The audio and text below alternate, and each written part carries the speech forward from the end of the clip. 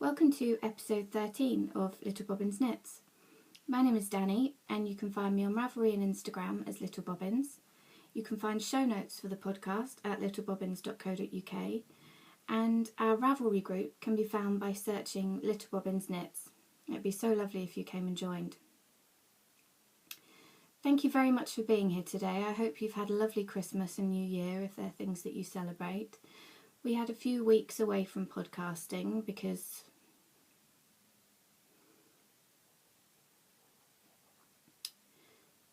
Bobbin and I lost our best friend just before Christmas.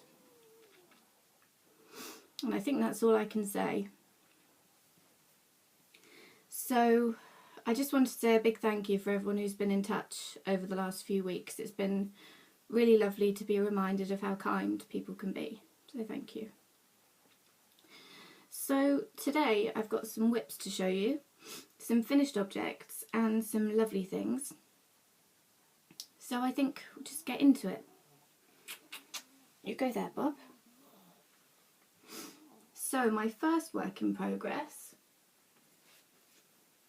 I've got in this little bag, I got from Fondant Fibre.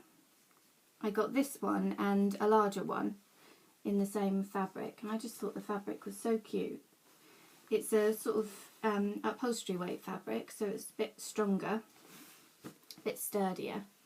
And I love the little bird charm that is on there too. When I got this package, actually, Deb had sent along another bag with these cute little sheep and a cute little sheep stitch marker, and that's for you. So thank you so much, Deb. I've got a couple of things coming up soon, so I'll use that in a giveaway very, very soon. But thank you so much, Deb, and yeah, I'm very excited to give that away because it's so sweet. So in this bag, I've got the Interlude shawl by Studio Callio. Now, I'm knitting it out of the Wool Barn, the colour block MCN that I got a while back. And I've done this much so far. I've sort of gone off pattern a little bit because I haven't got very much yarn left, and I'd quite like to do a picot bind off that isn't in the pattern. I'm not really enjoying knitting this. The yarn's lovely, but it's just very, very repetitive. I was using it on the garter stitch sections as chance to practice my continental knitting. But that is so slow when it's not your usual way of knitting. And because it was a bit boring to knit anyway, I just completely abandoned that.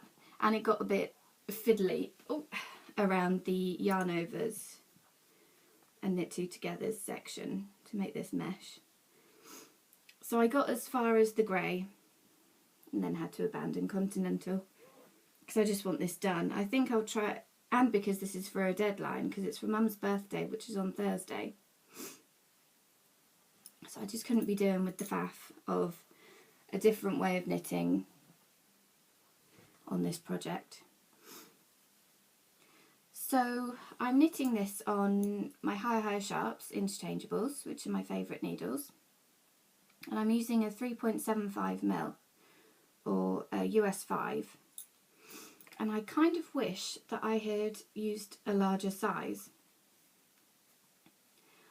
When I finish this, I'm going to block it to within an inch of its life. But yeah, it just seems a bit close. So I think what I'll do is finish it, because there's not really that much left to do. The rows are really long, so I'll probably just get one more of the mesh rows and a couple of plain rows and then a picot bind off. So it shouldn't take me too long. I think then I'll just block it as much as I can and see how it comes out, and if I'm not happy with it or it comes out too small, I'll just rip it back and knit it at another time that's not for Thursday. I don't know why I pick patterns like this, because I never enjoy doing them. I just thought it would be perfect with the yarn. And I do like how it's coming out, but it's just not, it's a slog to knit on, it's not a fun knit. So I'm hoping to have that done very soon. It is making it more fun having it in this cute bag though, I must say. My next work in progress in my homespun house bag is the Campside shawl. I started knitting a while back. This pattern is by Alicia Plummer, and I'm knitting it in this super fine alpaca and Blueface Leicester blend from UK Alpaca. I really, really like this yarn. I put this project to the side while I was doing Christmas knitting, and then I was recently watching Ichigo Abroad, which is a lovely podcast hosted by Sophia. She's an American student living in Japan, and it's a really interesting podcast. The last couple, she's been podcasting with her mum, who's over visiting for Christmas, Lisa, who's Saratoga Knitting, and it's just, it has been lovely to see them together because I really love mother and daughter relationships, and Sophia's podcast is just a really nice one to watch. She has interesting experiences because she's living in Japan. It's really interesting to hear about those, and I really like seeing the knitting she's doing. So if you haven't watched that one, I'd recommend giving it a watch. But I was watching her last episode, I think it was, and she mentioned that she was going to host a knit along, and it's a treat yourself knit along. So in the knit along, you just, or craft along I think it is, you knit something for you that you can really enjoy. So I thought I'd pick this one back up because I'm really enjoying the yarn. The pattern's really intuitive, simple. I thought it would be a really good chance to get this back on the go. So I'm knitting this on my higher sharps interchangeables. It's getting quite large already, and I've only done I think a third of the second set of charts. So I think it's going to be a big one because there are a couple more charts to go. I'm knitting it on 4.5mm needles, US 7s. And I was a bit cautious about doing this pattern. I forgot to mention this when I first started knitting it. But if you look on Ravelry, on the project notes that people have made, there are a lot of complaints about there being errors in the pattern. And that really put me off because it's a simple shawl. I didn't really want something that I had to think about too much. But then I decided just to go ahead and do it because it's just such a lovely shawl. And there are a lot of errors, but they're very, very simple. I suppose there aren't a lot of errors, it's just not as clearly written as it should be. So for example, the repeat box, this is a free pattern, the repeat box on the charts don't go up to the top. So you assume you only have to repeat the stitches that are in the box. But you don't, you have to repeat all the way up to the top. And there are a couple of places where stitches are missed or put in the wrong place. But if you just remember that you have to mirror the two sides, it's easy to work out what is missing or what you need to include. And really helpful ravelers have put on how many repeats you have to do, because the pattern says to work to a certain number of stitches, when what would have been more useful is do 1 repeat plus 12 rows, for example. And luckily, very helpful ravelers have put that in their project notes, so that was really, really helpful and has made me think that I need to put better notes on my Ravelry page, because whenever I start a new project, they are always the first thing that I go and look at, because it's good to be prepared for what you're going to find, I think. So it has made me think, write better project notes because they'll probably help someone out. because they certainly helped me out. Bobbin, you're going to have to go here. Bobbin's very cuddly today. Well, he always is, isn't he, really? But he wants to be actually cuddled, and he gets very, very warm. So, yeah, I'm really enjoying this project, and it's really nice to have it back out and be working on it again. It's going to be so cosy and lovely to wear, so I'm excited about that. My last work in progress is in this little bag, and it's my Christmas Eve socks. And thank you so much to everyone who joined in with the Christmas Eve socks. I needed that. I needed that enthusiasm and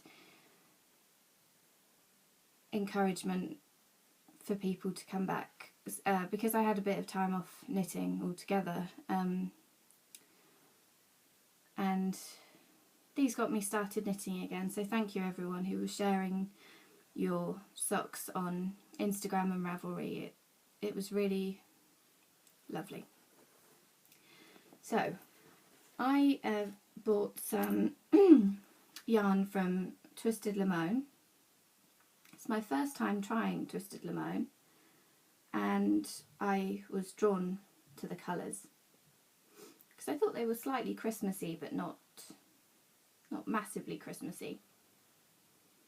They were pretty much as Christmassy as I could find at late notice, because I wasn't very organised, and I planned to use a different yarn, but I just couldn't bring myself to do it. That still needs to be hoarded for a while. My Dancing Dog Dye Works yarn. Too special to use right now. So I cast on Christmas Eve, and we were playing the QI game. Didn't play Cluedo this year. A lot of things were different this year, so. And I've got one sock done so far. Put it on a blocker. And I'm not overwhelmed by the yarn, I must say. There are quite a few patches of undyed bits. I don't know if they're going to come across on the camera, but I wasn't expecting that really. So that was a bit of a shame, and it does affect the overall look of it, so yeah, not mad about that. But I decided to use a different colour for the heel and toe. I did a Fish Lips Kiss heel, and I did the heel in some sort of lavender opal. And the other colour that I was thinking about using for the heel was this blue, and there was also an orange and a grey, but these were the two that I liked the most. And I used that for the toe because this is a superwash merino, doesn't have any nylon in. So I thought the toe doesn't get quite as much aggravation, I find, as the heel. Because, insert scary music here, I found my first hole in a sock, which was upsetting. I think I knit these about 3 years ago. They're my favourite. They're Buffy,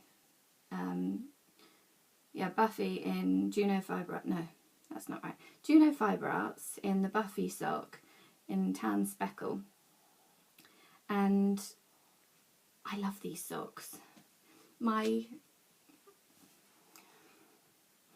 I've always thought that I just knit loads of socks, and that way I would sort of spread the wear and not get holes. But that only works if you actually wear all the different socks. It doesn't work if you have your favourite socks and you wear them all the time. So, lesson learnt. I'm going to have a go at darning those. But it's made me overly cautious about using nylon, because they're a BFL. I'm not sure if they have any nylon in or not. I think they're just superwash BFL. So I'll be using nylon at the heels now, and I'm thinking of extra reinforcing measures. I haven't decided yet. Do you do anything special to reinforce your heels. Like carry an extra thread, or I was thinking about holding the yarn double around the heel.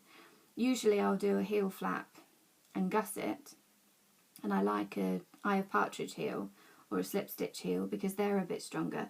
But where that hole is, it seems to be just on the heel turn, so that's not something you usually reinforce, I don't think. So I'd be interested to hear if you do any extra reinforcing. So yes, opal for the heel, the wool barn superwash merino for the toe, and I like the colours, it's just the spots that I'm not enjoying, and I think that's why I'm not getting through the second one as fast as I ordinarily would. I made a little DPN, matching DPN case with the bag, and I'm knitting these on 2.25mm needles, and I started on my high sharps, but for Christmas I got a set of signatures DPNs. Now I've wanted some of these for ages. I think they're quite a sort of cult needle, and I really wanted some, and so I've got some in my most commonly used sock knitting size, and I really like them.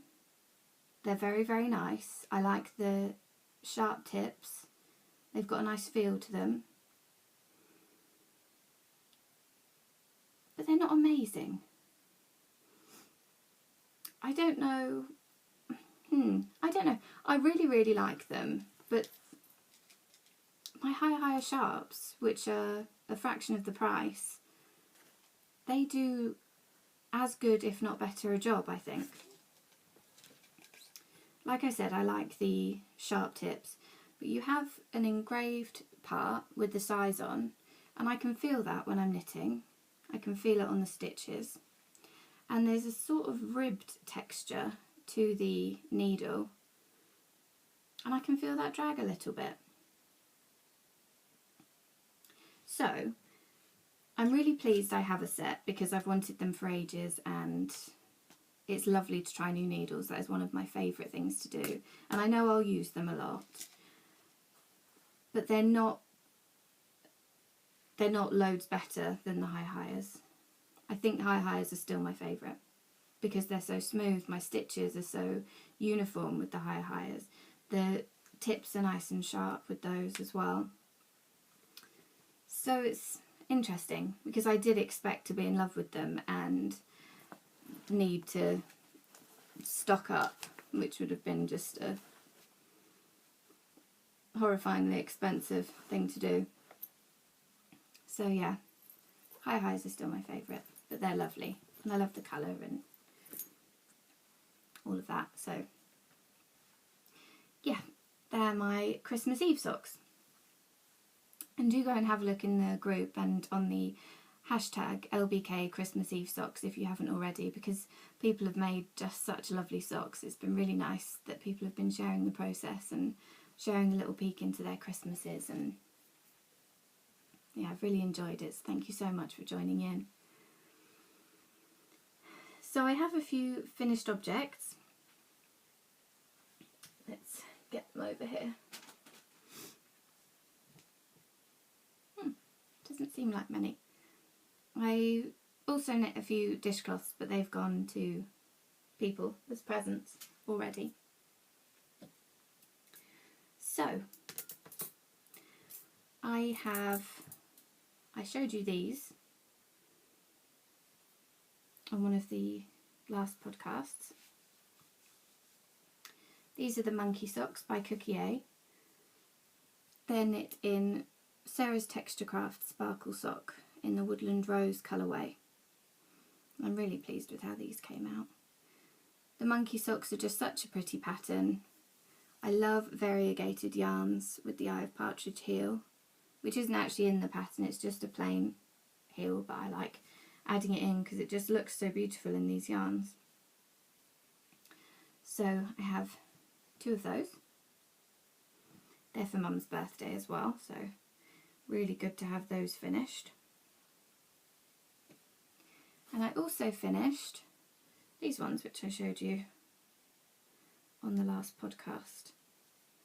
These are the Pennycrest socks by Rachel Coopy, and I love these so much.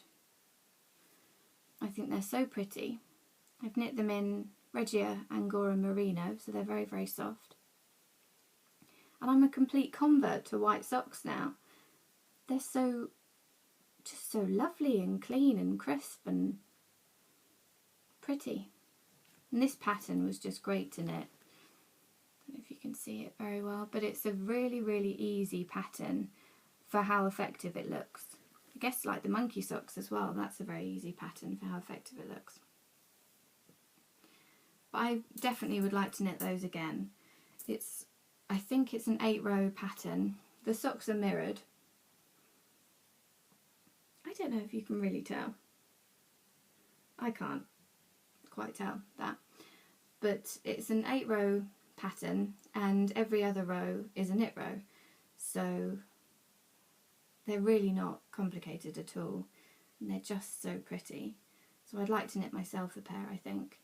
They're a good take-along sock because they're nice and simple. I really love those. Mum is going to be thrilled when she opens those because she's wanted white socks for ages. So that's my 2 pairs of socks, and then all of a sudden I decided I was going to finally make some thrummed mittens. I've been mentioning how I'd like to knit some thrummed mittens for ages now, and I've been put off by telling myself that it would be difficult with the fibery parts, but then I just did it. So they're so cute. The pattern I used was from Little Red Mitten, and they're so adorable. The pattern was really great. I used Cascade 220 in the Silver Heathers colourway because I had it left over from my sprig jumper that I knit. And the fibre is Sparkle Duck, Merino and Stellina. And they're so lovely. They're so lovely and warm. I started knitting them one evening and we had football the next day, and I suddenly got a bee in my bonnet thinking I have to have this done for football. So that night I got 1 mitten done, and then I started knitting the second one in the car on the way up to football. I managed to finish it in time. So I'm not quite sure how that happened. I imagine it had something to do with traffic, but they kept my hands very warm at football. And look how fuzzy and cute they look inside. They are very snuggly, and they're extra good if you get a hot drink, because the heat from the hot drink comes through the mittens and keeps them warm for quite a while. The only thing I changed from the pattern was how I prepared my thrums. So I pulled off a bit of fibre, this is in the pattern, and split it 3 or 4 times depending on how thick the fibre was. And in the pattern she suggests that you just put that over the needle like that and knit it in. But I was looking at a Yarn Harlot blog post, and she said about how she makes it into a figure of 8 like that and then gives it a little rub in the middle and then uses that to put over the needle and knit in. And that has made the nice little fluffy bubbles instead of just fuzzy ends. I don't know that it's made a great difference to the wear. I didn't actually read her motivation for doing the little figure of 8s instead of just putting it over because I was too desperate to start knitting them. But that's one difference between the pattern I used and what I did.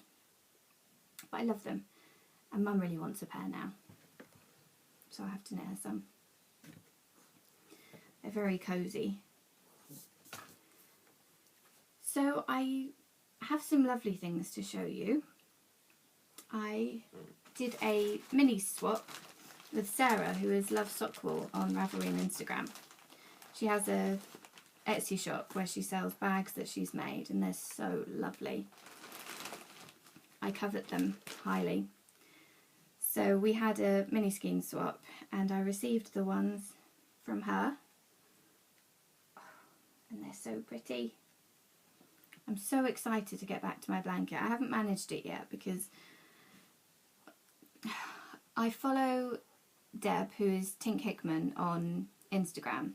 She's extremely inspiring and does beautiful work, and I really would recommend that you follow her also if you're not already. And she's started doing a thing where she's trying to finish all of her works in progress before starting some new ones. So I thought I would give it a go. I counted and I have 7, although I finished one because it's the pennycrest socks. But I'm terrible at doing what I'm told, even if it's me doing the telling. I don't understand. I don't understand what it is, but I'm just not very good at doing what I'm told. It's for my own benefit. If I've decided to do this thing, or decided that it would be a good idea, then surely it's for my own benefit, but I still rebel against myself. Do any of you do that? Because it's silly, isn't it? Anyway, so I'm trying to work on my whips instead of getting into my silk yarn blanket, but I can't wait to knit these in. Look how lovely that is. Oh, that is so nice, the sparkle in that. And this one, oh, that is incredible. The colours in that. And this, oh, that is so pretty. So they're all really lovely. So I'm really, really excited to knit those in. It's going to be so fun. So thank you for swapping with me, Sarah. I made a couple of purchases.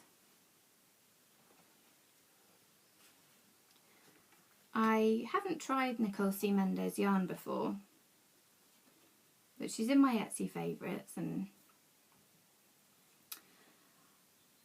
scrolling through that, you know you're going to end up buying something because they're all your favourite shops and you're seeing the new things that they've added. And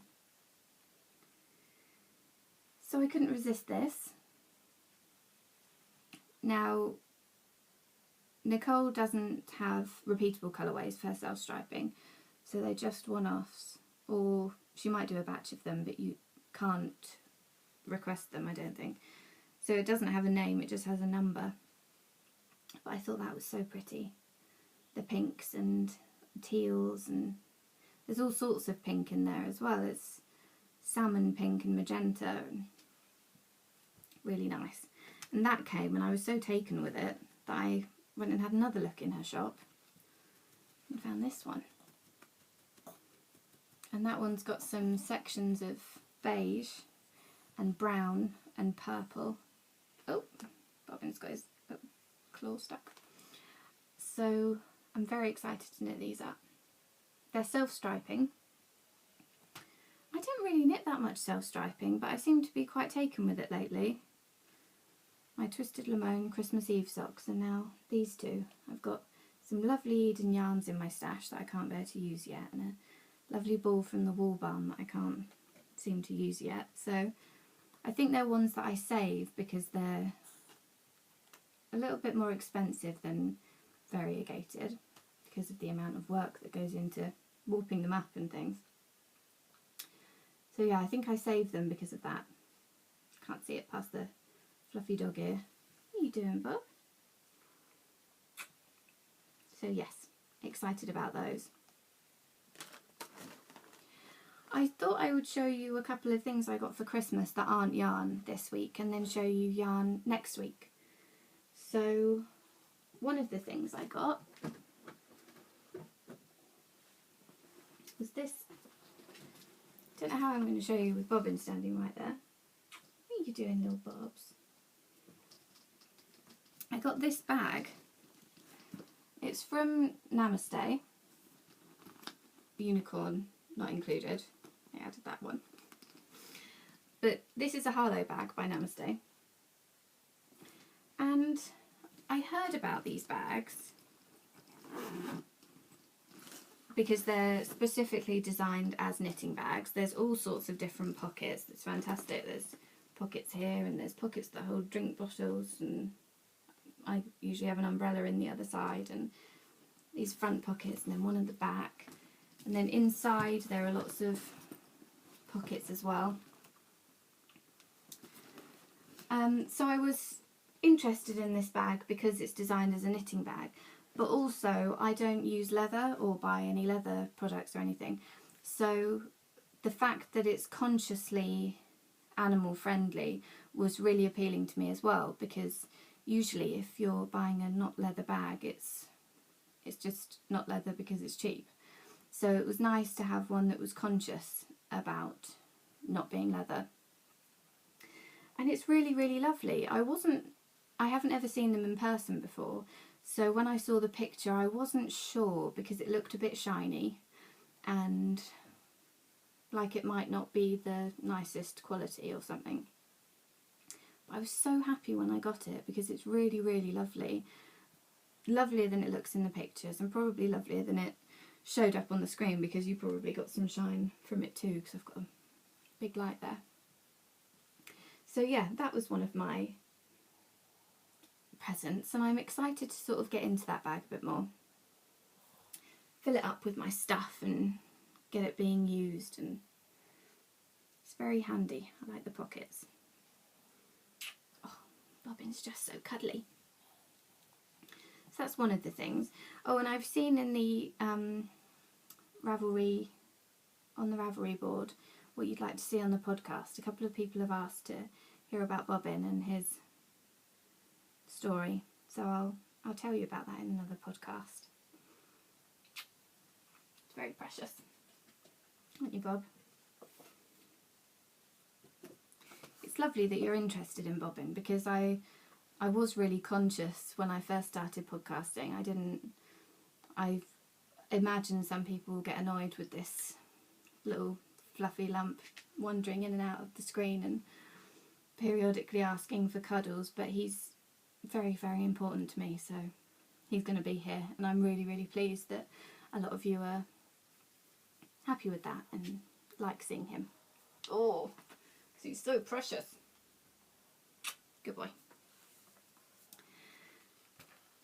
So, another thing that I got for Christmas was this Up, Down, All Around Stitch Dictionary by Wendy Bernard, or Bernard. I'd seen this on a lot of podcasts, and I do like a stitch dictionary. So I was interested in this, and I quite like just taking a stitch pattern and plugging it into a standard sock. And yeah, just going with it. So I thought this would be great for that, because usually I have to adapt the stitch pattern to Into the Round, because all of the ones that I've got are for flat knitted stitch patterns. So I'm enjoying this, it's really good. There's a really nice selection of patterns, of stitch patterns, just loads and loads of them. And I love that it's ring bound. It's the best when books are ring bound, I think. Especially books that you're going to refer to, that you're going to want to have out flat in front of you. So yeah, I'm pleased with that. Won't do any sort of review or anything because I haven't had time to look at it properly, and there are reviews far better than I could manage already out there. And the other book I got is this one, Sock Architecture by Lara Neal. I wanted this ever since I first saw it on other podcasts, and it did not disappoint. It is just, it's fantastic. There are so many different toe and heel variations before you even get to the patterns that are included. And some of them just sound so fun. Like, I was looking through it the other day, and the Afterthought gusseted heel, that just excites my mind so much, because I'm not very drawn to an Afterthought heel. I don't like the process of doing it, or I don't dislike how it fits, but I don't think it's as comfortable for me as other heels. So the gusseted Afterthought just sounds fantastic. I'm really excited to try that. So I now want to knit my way through that whole book, trying all the different heels and toes. Yeah, I might do that. And lots of other people have got that book, so I'd love it if you have got it and you've knit from it, to hear about what heels and toes that you enjoyed using, and see pictures if you've got pictures of them, because it's just a fantastic book.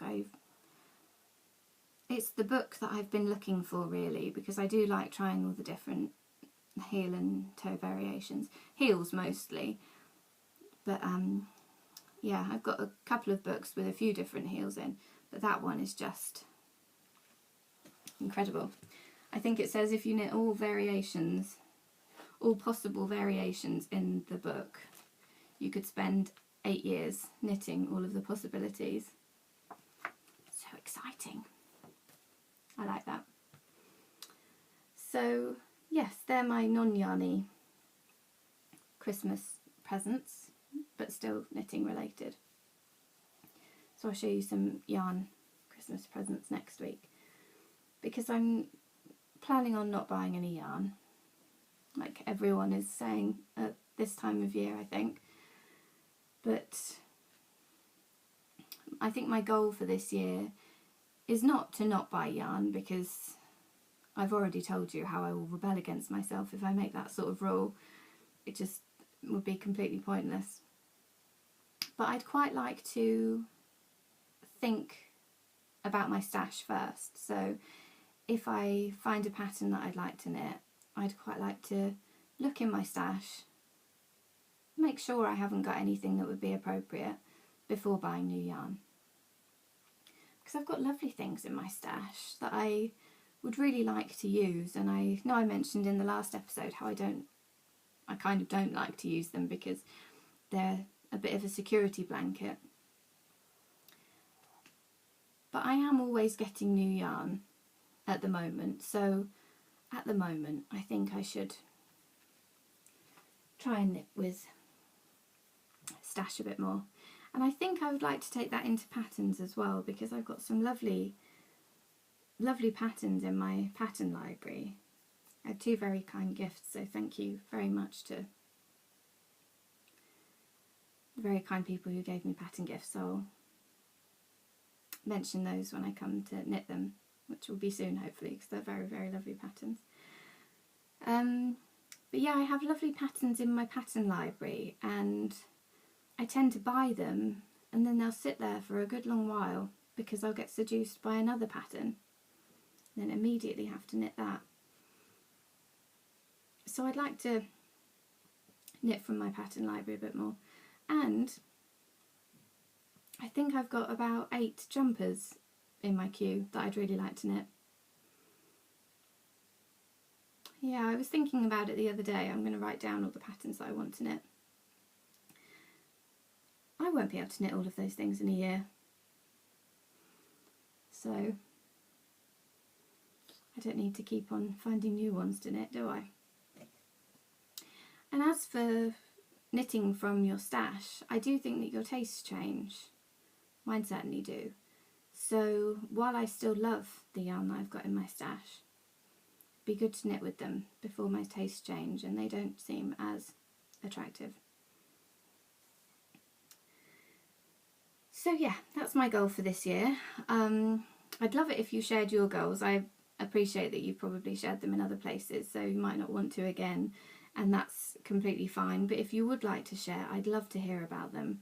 It's always exciting to be inspired by other people's goals and maybe adopt some yourself, like I did with Tink Hickman and her finishing the whips goal. So yeah, if you would like to share, I'd love to hear about them.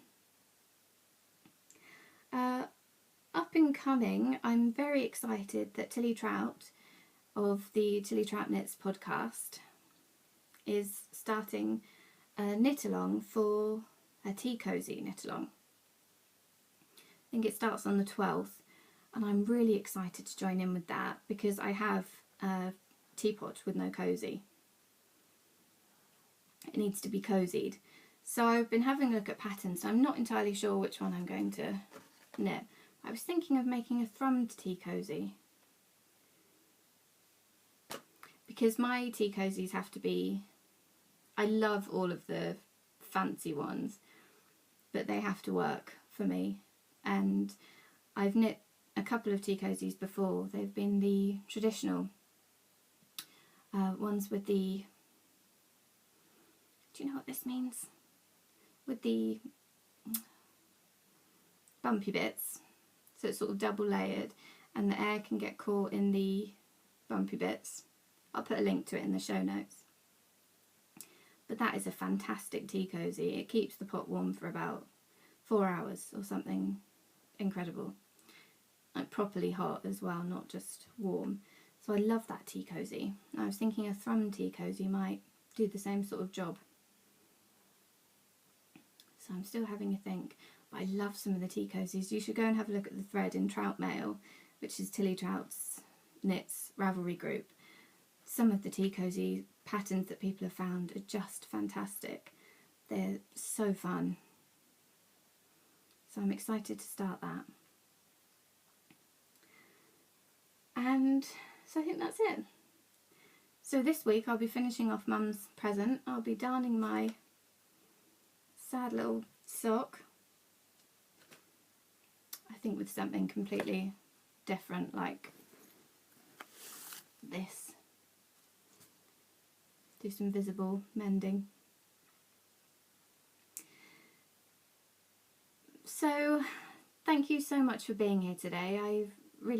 I always appreciate you watching. Anyway, so I look forward to chatting with you in the group and seeing you on Instagram and all of that. So yeah, thank you so much for being here and I will see you next week. Thank you. Bye.